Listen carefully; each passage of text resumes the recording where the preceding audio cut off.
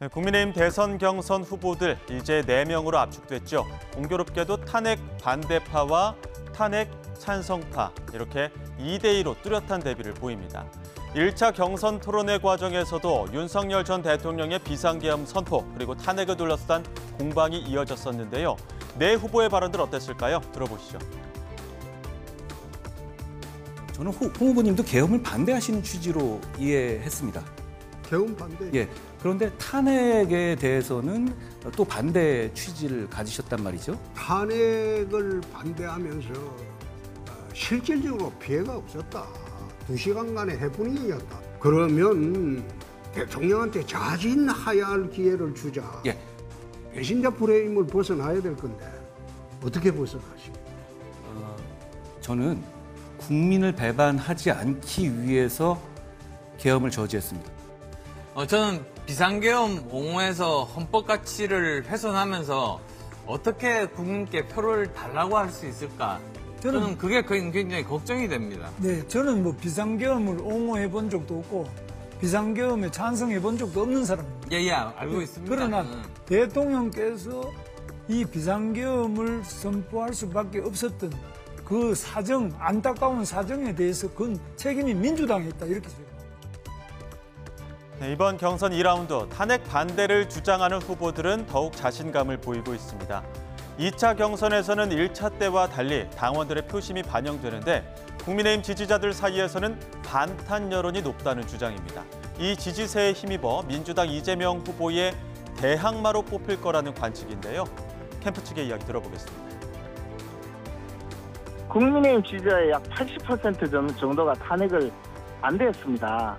그런데 그분들이 응답을 할 때 그러면 누구를 내세워야 이재명을 꺾을 수 있느냐라고 생각해 보면 단명하게 김문수 후보에게 몰릴 수밖에 없는 구조입니다. 4명으로 좁혀지면서 이제 이재명 대항마가 누구냐를 찾는 그것이 이제 주 관심사가 될 겁니다. 네. 그렇게 되면 홍준표 후보가 50% 이상의 득표를 얻는 것이 불가능하지 않다. 결선까지 안 간다. 네. 네, 하지만 탄핵 찬성 후보들의 입장은 정반대입니다. 예상외로 나경원 후보를 제치고 안철수 후보가 4강에 진입한 것은 이 찬탄파에 대한 열망이 반영된 거라는 분석이고요. 앞으로 이런 여론이 더욱 도드라져서 중도 확장성이 높은 찬탄파에서 최종 대선 후보가 나올 거라는 주장입니다. 이 목소리도 들어보시죠. 이번 보궐선거 자체를 거부를 해야 되시는 분들이십니다. 중도 확장성이 누가 제일 큰가 조사를 해봤더니 이재명 대표와 제 차이가 제가 굉장히 높았습니다. 시간이 가면 갈수록 찬탄의 파이는 커지고 있고 반탄의 파이는 줄어들고 있다. 그게 에너지 체인지다. 그 후원금이 그렇게 빨리 마감될 거라고 저희조차도 상상을 못했어요. 한편 국민의힘은 지난 1차 경선 과정에 예능 프로그램을 방불케 하는 방식들이 도입되면서 여러 잡음도 많았는데요.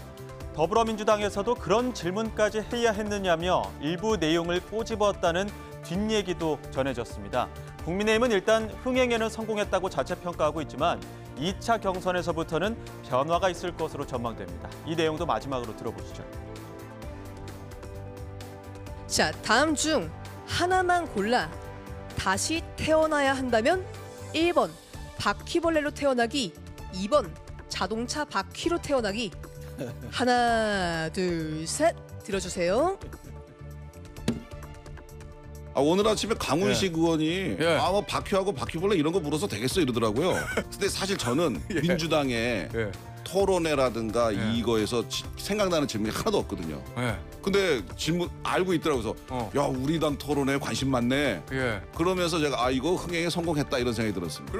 그 국민들에게 흥미를 유발하고 재미를 유발하고 또 방송이라든가 언론에 관심을 불러일으킨 데는 성공을 했고 이제 아무래도 청년들이 좀 준비하다 보니까 그런 좀 그 효과까지 감안한 거 그런 게 좀 있는데 그거는 다음 경선 때는 더 보강해가지고 저희가 그런 것까지 다 감안한 그런 그 프로그램으로 다가갈 수 있겠다 하는 자신감을 얻었습니다.